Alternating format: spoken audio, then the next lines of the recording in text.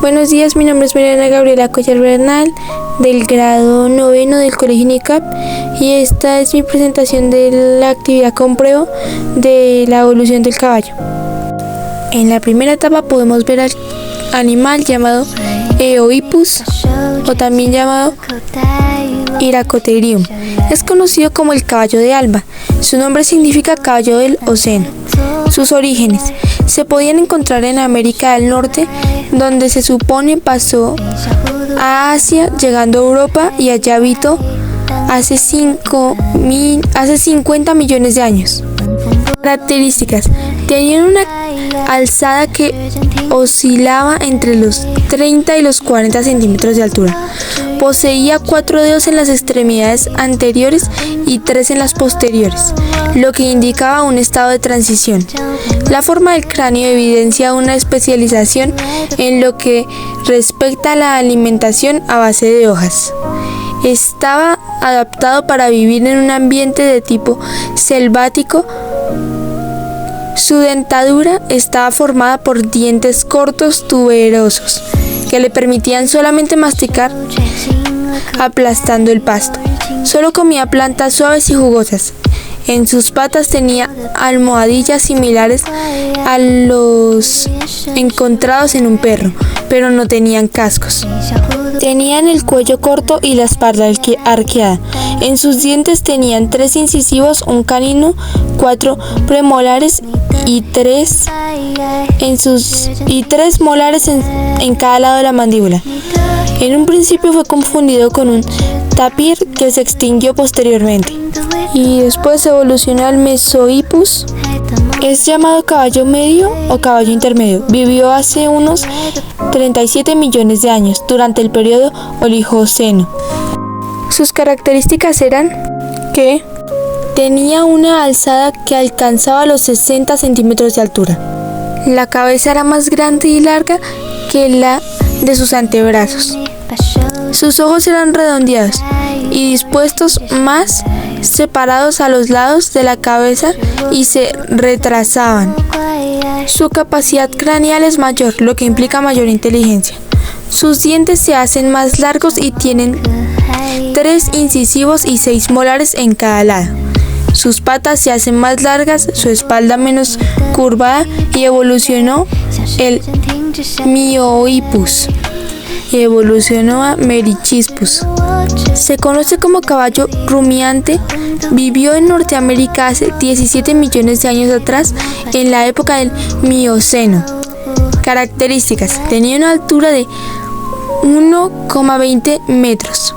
Sigue siendo tridentado, 3 dedos, pero cada vez más el dedo del centro soporta el peso del cuerpo y los laterales se van atrofiando. Tenía un cuello más largo, permitiendo al animal levantar la cabeza, con lo que ampliaba su radio de visión. Los dientes desarrollaron una capa de cemento más gruesa, con pliegues y crestas más complejas en la corona, y también desarrollan coronas más altas, con algunas de más de 2,5 centímetros de altura. Estos caballos eran comedores mixtos, pero probablemente comían más pasto que las formas anteriores. Los ojos y la forma de la cabeza también cambian, y por ello desarrolla un mecanismo de defensa, perfeccionando los sentidos que aún siguen teniendo los caballos en la actualidad. Vivían en manadas. Tenían el cuello y el hocico más largo, la mandíbula más profunda, los ojos más amplios que cualquier caballo hasta la fecha. Su cerebro también fue mucho mayor, haciéndolo más inteligente y ágil. Su dieta era a base de hierbas. Su siguiente evolución fue el Pliohippus.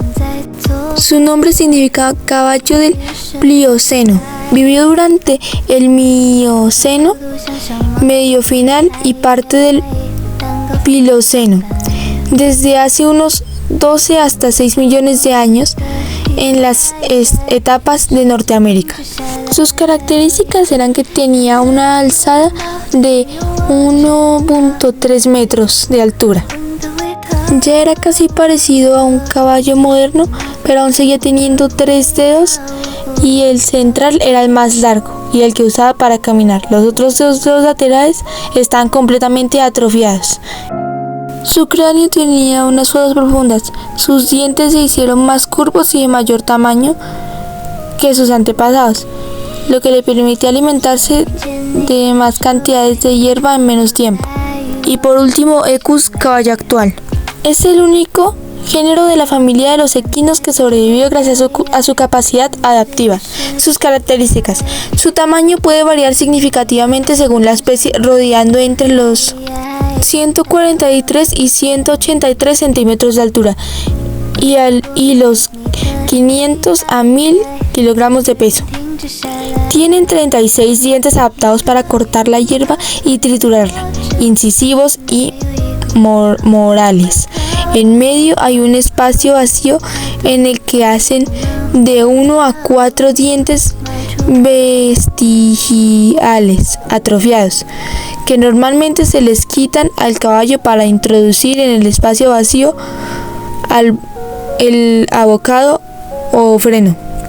El pelaje del caballo puede cambiar y variar de color y densidad significativamente.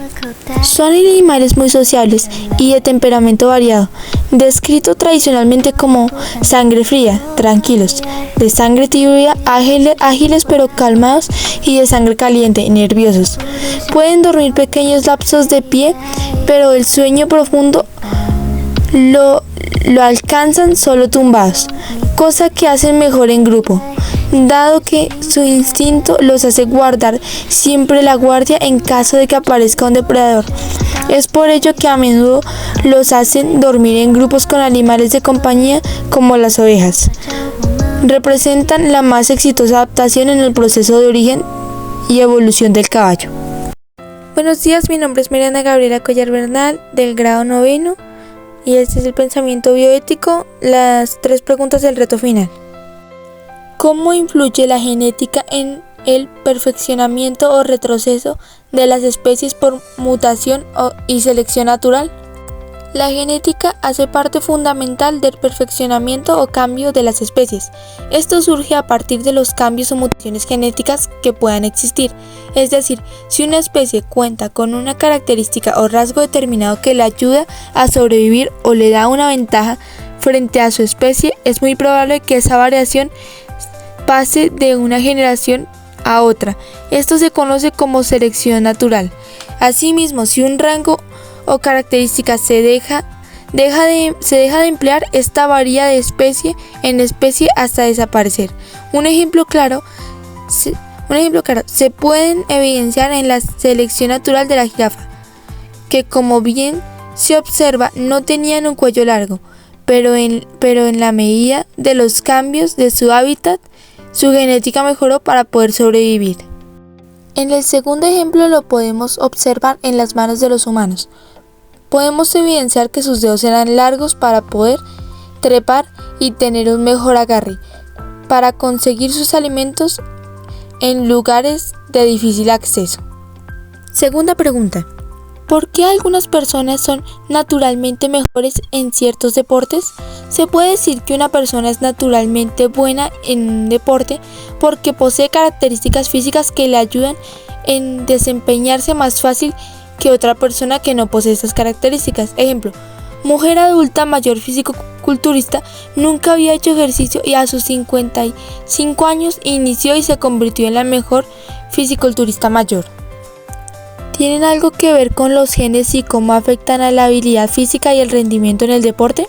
En algunos casos, los genes de un deportista le pueden ayudar a rendir más fácil en un determinado deporte, pero también podemos ver que hay personas que desarrollan un estado físico sin contar con genes hereditarios que le apoyen para algún deporte. Ejemplo, padre e hijo. ¿Cuál es tu posición frente al estudio genético para modificar a los seres vivos con mejores cualidades?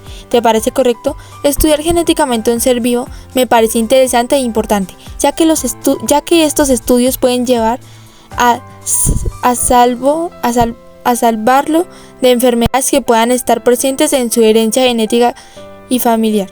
Sin embargo, al referirse a cualidades, algo que cada uno trae como una marca personal, no estoy de acuerdo, ya que éticamente para mí es algo que atropella la naturalidad de cada persona. Por esta razón, mi posición frente a la pregunta es que no me parece correcto. Bibliografías. La tabla de evaluación. Gracias por su atención.